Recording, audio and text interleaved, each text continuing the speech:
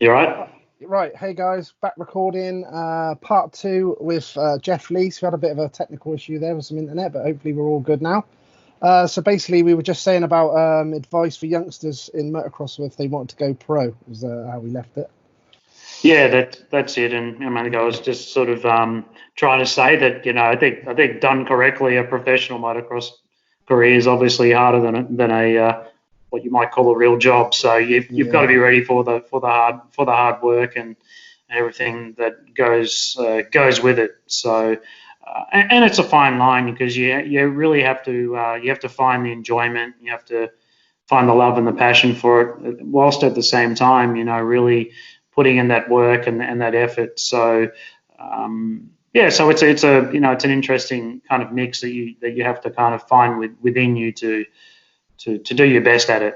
So because you still really have to have that real drive and the real love for racing and succeeding. for sure. On the motocross side, do you still follow like the World Championship in Europe, and do you still follow the American stuff and stuff in Australia? Do you do all that? I would say I'm a casual follower. I Yeah, don't watch it a lot, yeah, just a little, but I'm always keeping up with the results and who's doing what and so on. So I'm still interested in what's going on. But I must admit, I think over time, and particularly my role with KTM, obviously I had to really diversify my interest level, and I was very much a one-dimensional motocross guy,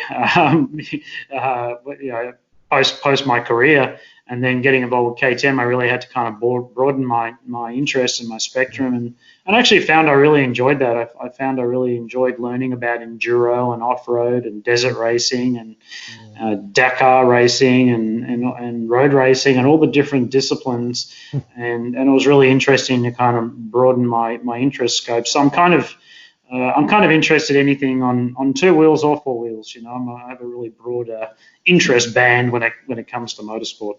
And the Speedway, do you follow that at all? Yeah, absolutely. Always looking out for how Ty Wolfenden's going Mhm. or who's doing what, and so yeah, always interested in that. I've got a few, obviously, I'm pretty good mates with Crumpy and Lee Adams and Jono, Yeah, yeah. back in the West. So I'm always interested in any form of motorsport. To have a really broad interest level actually when it comes to that side of things. Okay, cool. I'll be putting out the Lee Adams interview as well, so if you want to check that out, I'm sure he's going to check out I'd yours. love to. Yeah, that'd be cool. That'll be out soon. Yeah. When did you actually finish competitive racing? And do you ride any bikes at all now? And have you got any bikes at all?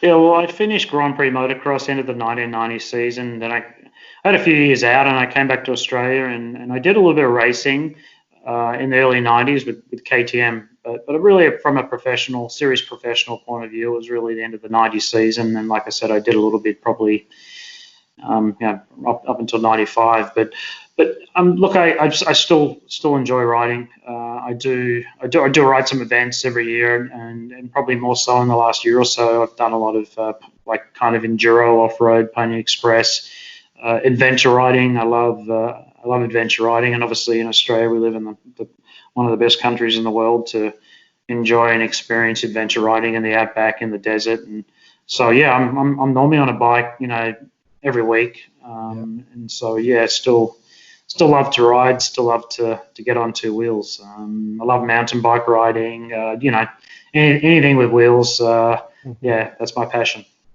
Okay, cool. Okay, I've got a couple more left for you. What is a day in the life of Jeff Leisk like now these days? Mhm. Well, yeah.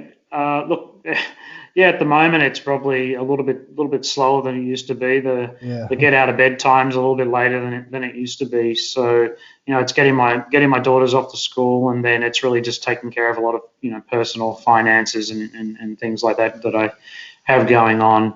I'll probably get out on the mountain bike for a few hours with some friends and do that. I'm studying sailing at the moment, so I've sort of got that going on. Yeah. They're all the things that sort of I like to do, but just really staying active, physically active, and and keeping my fitness up is important to me. So as you get older in life, you want to be able to keep doing the things you used to do. You like doing, like riding motorcycles, so that you have to keep yourself in shape to be able to do that. So that's pretty much what what I like to do and what I'm focused on right now. How did you get into the sailing side of things then? How did that come about?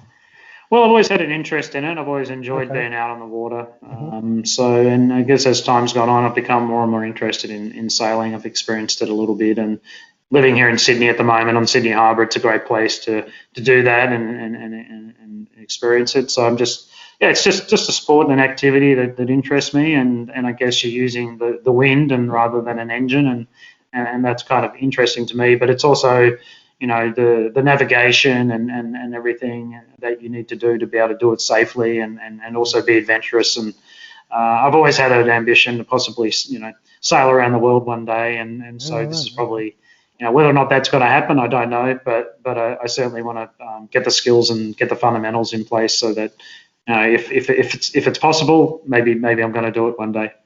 Sounds like another challenge ahead. You always need a challenge. That's for sure. I was just actually looking at the picture that I had in the background of you in the background. Yes. It says Chambers, obviously, on the shirt. Do you remember riding that time?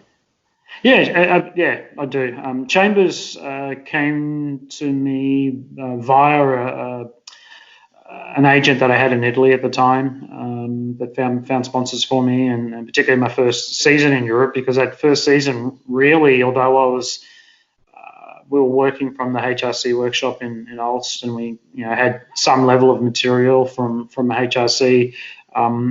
Basically, it was my team, it was my truck, and I was paying the mechanics, and so really it was still once again kind of something that I ran myself, and really had to go out and find sponsors, and Chambers was one that came to us via that channel, and it was a good sponsor, and actually got rolled into the main race team in the second year. So and that was I guess an Italian company that was importing American Western wear in Italy, so it was a kind of unusual sponsor. But hey, when you're in the world of motorsport, any sponsor's a good sponsor. Eh? Yeah, for sure. I remember a lot. Obviously, a lot of the guys in Europe and in the UK remembered you like this in the 500 Grand Prix. Great memories of them days. Yeah, absolutely. Europe was always something I was going to do in my racing career. I suppose, like I said, as a young kid growing up in Perth, Western Australia, so far from anywhere, and the information you got at the time was America and Europe, and so there was always a desire to experience racing in Europe. And so, yeah, when I made the move from America after 3 years racing there, Europe was something that I had to do, that I had to experience, and obviously, I was glad that I did. So it was a great time. Yeah, for sure. Okay. Basically, what are your social media usernames that you're on? If anyone wants to follow you or get in touch with you in any way. To be honest, I'm not that big in the social media thing. I think I've only just got a Facebook account. So, working with KTM, it's been pretty busy the last 20 years. So, but I'm on Twitter, I'm on Facebook. Don't ask me what my names are. Much you better search me there somewhere. And Instagram. So I'm getting there. I'm learning about social media. So what's going on. Okay, before we go, is there any shout outs you want to make or anything before we go? Yeah, look, obviously I've been very blessed and fortunate to enjoy racing and come out the other side. So but just say hi to anyone that might be out there that I come across in my racing career, and to anyone that's sort of backed me or supported me. Thank you. From Europe, the UK, where we're from, we all enjoyed your career, following your career. You're a legend of a motocross rider. So, it's been a pleasure to speak to you. Absolutely, yeah. Thank you, Lee. It's a pleasure, and enjoyed it. Thank you. Much appreciated, and I'll tag you in everything when I get them posted up. And really appreciate your time, Jeff. Thank you very much. You're most welcome. Enjoy your holidays. Yeah, and you take it easy, Jeff. Thanks very much. See you, mate. Bye-bye. Thank you.